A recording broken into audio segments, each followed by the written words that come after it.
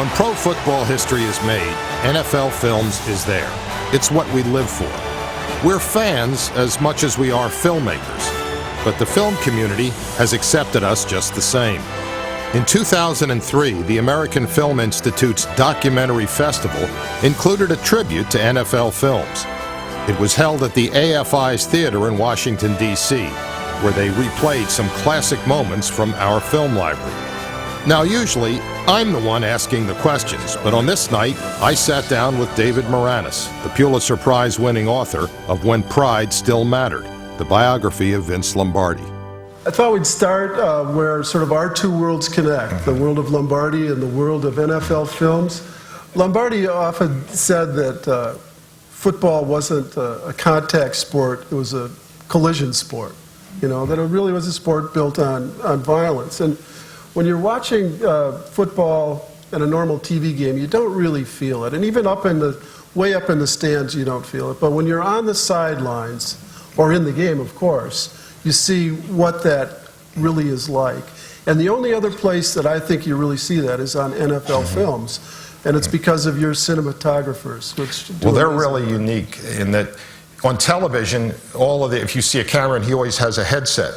And I started out as a cameraman, and I found that really distracting.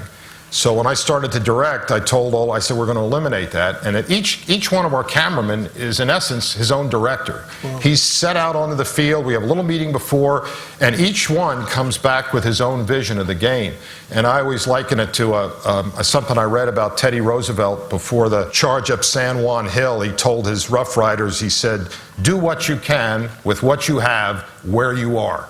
And that's the way our cinematographers work. And we did a film a couple of years ago where I got a bunch of them, and we just sat down and started talking, and I thought it'd be interesting if we show that clip here. I think it's true of NFL films that there's sort of a certain tradition or a certain knowledge that's passed around that everybody shares. That's always a good shot. If you're right on the goal line, and especially if it's inside the 10, they'll be lunging for the touchdown. If you're right there on the end line, a lot of times you'll get a crucial shot of whether or not his body's broken the plane of the end zone or not. You pick up little things from each guy here and there. Donnie Marks taught me, go with eyes. He sat me down one day and he says, look into their eyes. Sometimes it'll help you rather than following the ball.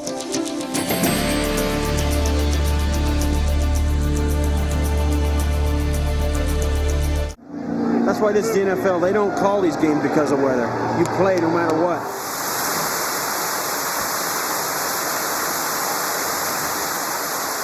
If you're NFL films, our credo is you pray for the bad weather.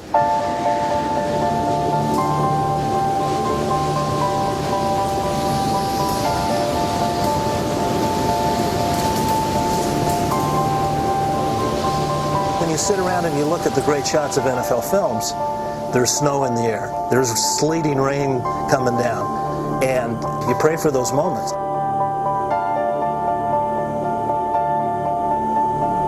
And so when we go out to a game and it starts to get nasty, you know, we're just almost like this.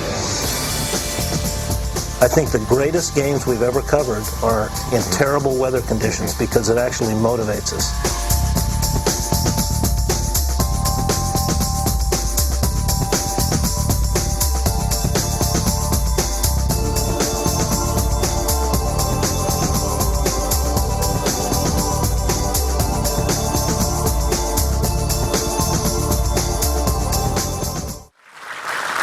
Steve, you know, when cameraman said that they pray for bad weather, I don't know if you pray for 17 below. No. You were a cameraman at the Ice Bowl, right? What was that? And I remember, well, of course, those days you couldn't winterize the equipment. And the weather, now the equipment's winterized. Kodak has film that doesn't crack. But in those days, that was the worst thing that could happen. And that morning, I remember my father and I were staying at the Northland Hotel. My dad had a thing about we had to get to the stadium early. Game started at 1. We had to be there at like 7. So we got a wake-up call at 5:30. And the phone rings. I pick it up. It says, good morning, Mr. Sable. The wind is out of the north. It's 17 degrees below zero. Have a nice day. You know, and, you know, that's all my dad had to hear. He had diarrhea. The rest of he had the runs. He was so nervous. But going out to the stadium, the band, the Lumberjack Band, had been out on the field.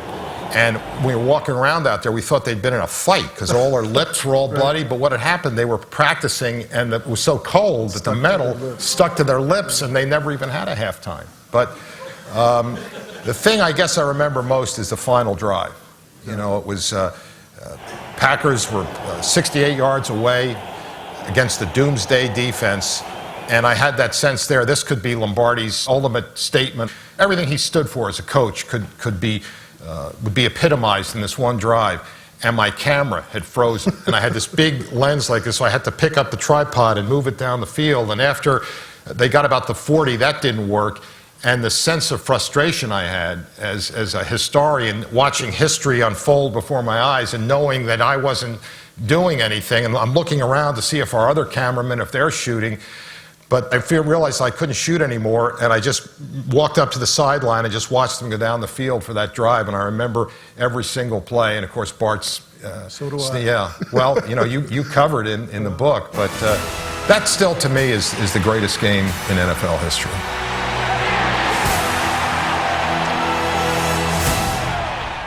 The thing that I love about NFL films are the players' words when they're really in action. I remember the first one I ever remembered was The Violent World of Sam Hoffman. Right. And it sort of went from there where you'd start miking Lombardi and players and everything like that. How did that start and how did it go? Well, Dave, we had some really big problems with that in the beginning just because the equipment was so crude. And the first coach that we mic'd was Joe Q. Herrick of the Eagles. And it was he wouldn't let us do it in a regular game. We had to do it. It was called the Playoff Bowl at that time. It was after the World Championship game in 1965. It was the two runner-ups from the East and West and played. It's sort of this meaningless game. Lombardi had a profane name for that. So he played in it once. What did he call it? The Bowl. That's right. He played the Cardinals. I think he got beat too, didn't he? He hated that game. Well, we convinced Joe to wear a mic and for that game. And the problem we had is that we didn't realize that the integrity of the frequency wasn't protected. So when we put the mic on him, and I'm shooting from across the field, we picked up the Biscayne Bay Maritime Commission. So you hear Joe Q. Herrick calling a play, and then you hear this other voice say, well, the tuna are out here biting on the outside of Biscayne Bay, and we got some marlin here.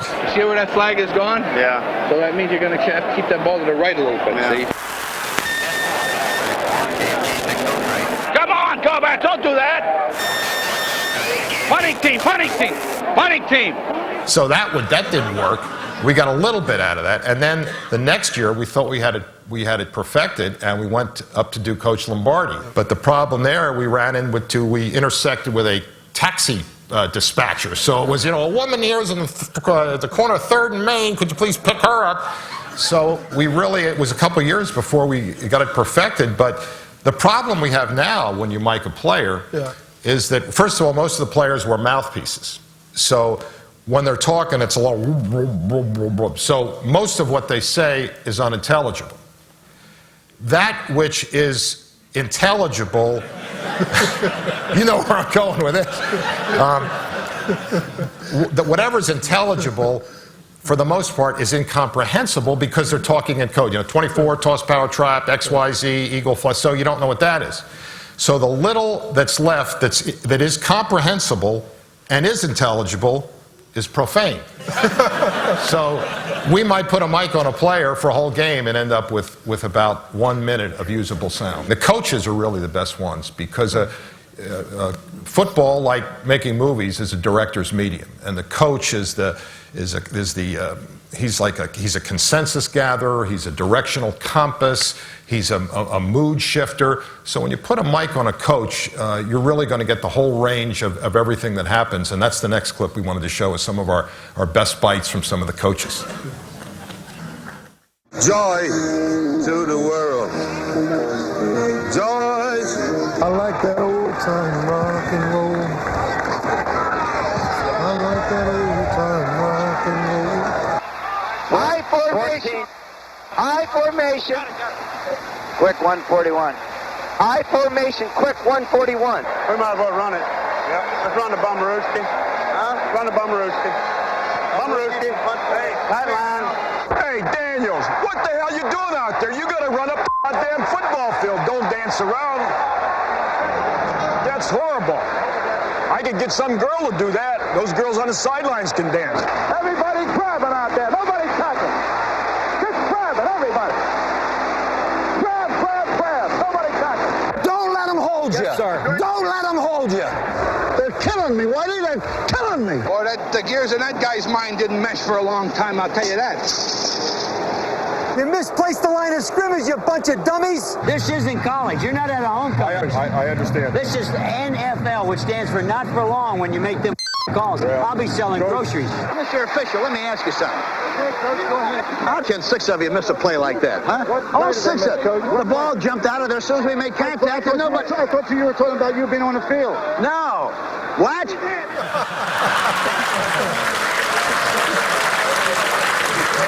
I love that one, Steve. I could watch that one all night. I mean, some of those lines are like the great iconic lines. Well, the Hank Stram is, you know, when the mic, we mic'd him there, that was a Super Bowl. Yeah. That had never been done before, Super Bowl IV. And my dad and I went up to Hank's hotel room, and, you know, Hank, you know, he had a suite, like they had a whole top of the Sonesta Hotel in New Orleans. Hank used to be really concerned about the way he looked, so he wore like under his suit, he had like a scuba diving vest or something, you know, to keep his, you know, stomach in. A girdle. And we went up to him and talked. My dad said, you know, Coach Stram, we'd like to put a mic on you for the game. You know, it'd be great for history and for the good of the sport. And the first thing that Hank said, he said, okay, he says, is any coin of the realm going to exchange hands? What? And that's what I said. You know, what is that, you know? And he says, boys, dead presidents. The mentor, that's what he called himself. The mentor says, the mentor does not wear a mic unless a coin of the realm or there's some dead presidents. So what we realized was that, you know, Hank wanted to be paid. So, well, it ended up where we paid him $1,000, and I just saw Hank came out with a book where he says, he tells a story, and he says he did it for the good of the game, which is, he conveniently omitted the fact that he negotiated with us. But when we shot that, if you look closely at that film when it's shown on ESPN, you see when Hank starts to talk that it starts to chatter. And that was me shooting it, and I was laughing so hard. It was like having Henny Youngman, you know, coach a Super Bowl team. How much were they playing to you, do you think? Were they acting out a little bit? Lenny Dawson said that that's the way Hank was all the time. But he said he seemed a little more talkative, and especially as the game went on and he realized he was going to win, that the level of chatter went up. But Hank was just that. That was really his personality. Well, I hope Bill Parcells wasn't trying out for American Idol when he was singing. Come on, Lenny.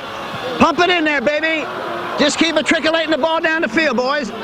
So you make the story, and then you do the score, and then the words, or what's the... It works. Everybody has a different way. I would look at everything first, and then I would write it. And then the editing is really when you're taking the raw vision of the cameraman, and you've got to shape it, and you've got to decide what stays in and what stays out. And there's a big difference between being a documentary filmmaker and a Hollywood filmmaker, because when you're editing a Hollywood film, you're really inventing, you're creating. When you're editing a documentary, you're discovering.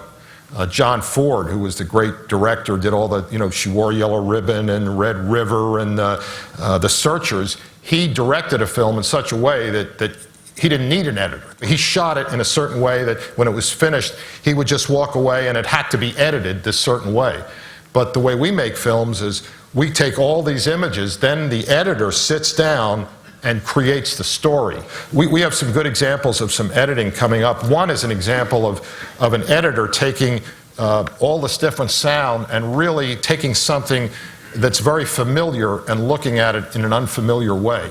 Hey man, you guys got Playland down there. You see all those machines you guys got down there? That's like the Jet Fest 2 over there at the defensive line. Come on, everybody get it going here, man. Let's get it going this morning. You get your rhythm, it'll work out. Atta brave bad brad banta. What'd you say? Atta brave brad banta. That's way too much noise there. Say again. Atta brave. Oh, baby. Atta brave brad banta. Wow. Oh. Where's the horn? Hit it now, Dave. Blow it. Here we go. Back it up. Hey, let's go. Pop around. Here we go. Tweet. Not bad, not bad. Tag him up, tag him up. On the line. Blow the horn. That's better, that's better. Jump up right there. Well done. Jump stay up off the ground, please. Jump up. Hang down. Stay up. Atta brave. Oh, baby. Atta brave. Pop around. Atta brave. Brad Banta. Whoa. Atta brave. Jump on. Hey, let's go. Not bad. Atta brave. Pop around. Got to go. I can never understand a word you're saying. The second one is a really strange piece that we came up with that was really built on the editing, because we noticed that, during a football game, everybody once in a while gets slapped on the butt.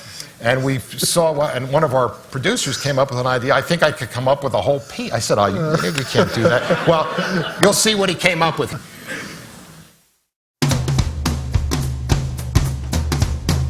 In the NFL, there are many ways to celebrate a big play. Perhaps none weirder than the slap on the butt. I don't think nothing better than a good butt slap. Butt slap. Smack. Slap. Swat to the rear. And they slap hard. Butt slapper. Butt tapper. Patting on the butt. Quick pop. Whack. Bang. Ooh. If we have to sit down and start talking about what we're actually doing, it doesn't sound good. What is the significance of a butt slap? When somebody butt slaps you, what is that saying to you? Yeah, that's a great question. I have no idea. Because it's not the most masculine thing, Hey, your buddy, you pat him right on the butt. It's natural, it's common, and it's just what football players do. It's like a baseball player that adjusts himself on the other side. It's good bonding. That's what you do, you butt slap. And in the dossier of the derriere, there are many techniques to tapping the tuchus. There are several techniques. You can go with the palm of your hand, or you can go with the back of your hand. Yeah, either way is good. I think every time I do it, instead of always trying to do it with my palm, I try to just slap him on the backside of it. And I give him that quick pop. Yeah, I'm a backhander. Good job. The back of the hand is not the technique that I favor. I favor the front, the palm. But you don't cup. You never cup, because a guy could get the wrong idea about you if you cup. And you never squeeze, never, ever, ever squeeze, because there'll probably be a fight right there on the field if you ever squeeze. So just stiffen your hand, nice little slap, and then maybe two sometimes, depending on how good he did on that play. But always remember, never cup, never squeeze, and you'll be safe with the butt slap. So when someone asks you what you learned at the Documentary Film Festival, never cup and never squeeze. That's great. I guess with great writing, there's sort of three essential elements. One is the action, which you have in abundance. Another is the theme. And the third is character. The last clip we have is about George Allen, and it's a documentary we did a year ago, and he was such a great subject because, as you said, David, he was so complex. Plus, his daughter gave it such an interesting point of view that, and this was before her book came out. I think it was one of the most interesting documentaries you've done on a coach, and that's what we wanted to look at next.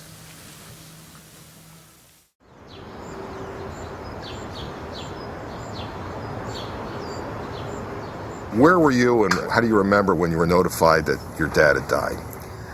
I had a friend who met me outside of a yoga class on New Year's Eve in New York City, and he told me my dad had died. And my initial reaction was, my dad can't die. And at that moment, visually, the whole world changed for me. And I realized that what I was living before had been a dream, and then now I was in hyper-reality. When I went to the funeral, I'd never been to a funeral before, if you can imagine that. I was 30 years old and I'd never been to a funeral. There was something wonderful about somebody dying who's close to you in the sense that it purifies you. Suddenly, I became very honest and wanted to look at everything, and I really wanted to find out who my dad was. Who was this man? Who was this man who was my father but was also this legend? Thus, I started undertaking the writing of the book. He had asked me to help him write his autobiography a few years before he died, and I said I couldn't be his ghostwriter. Well, as soon as he died, I was like, okay, Dad. Jennifer Allen began working in her late father's office, researching the career of a man for whom the circle of life meant only football. Jennifer hoped in writing the book she could feel closer to her father, even though he was gone. My mom and I went to the ladies' room before the service was about to begin. We were looking in the mirror, and one of us said, I feel like I'm going to a Redskin game. And the other one said, so do I. It was that same sense of purpose and urgency, and that what you were about to do is life and death. And that's when I really realized that really we believed everything that he said, and we lived the life as he said it, which was that winning is living and losing is dying. I once wrote on the blackboard that a loser is dead and doesn't know it. And that a funeral could feel as intense as a football game. It's pretty incredible. It's a lot of emotion. Jennifer once found a note her father had written in the margin of a playbook. It read, "In my heart, this is my life." It was a life George Allen lived and loved to the fullest.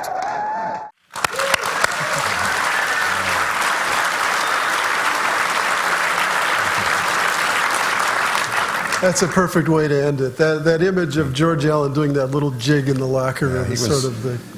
When you see that piece, it reminds me of why I love this business so much. There's a poem by Emily Dickinson, and the end of it is that there are two ways of spreading light.